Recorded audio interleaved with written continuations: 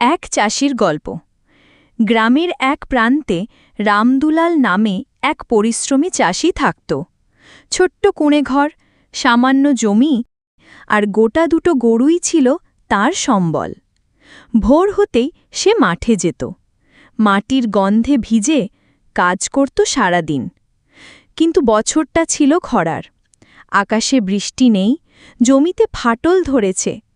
অনেক চাষি তখন জমি বন্ধক রেখে ঋণ শোধের চিন্তায় ডুবে গেল। রামদুলালও হতাশ ছিল, তবে হাল ছাড়েনি।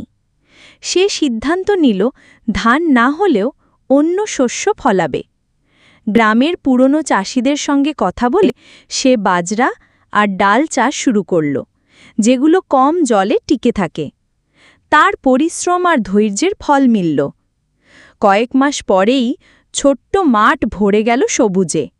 অন্য চাষিদের চোখে ভরসা ফিরে এলো।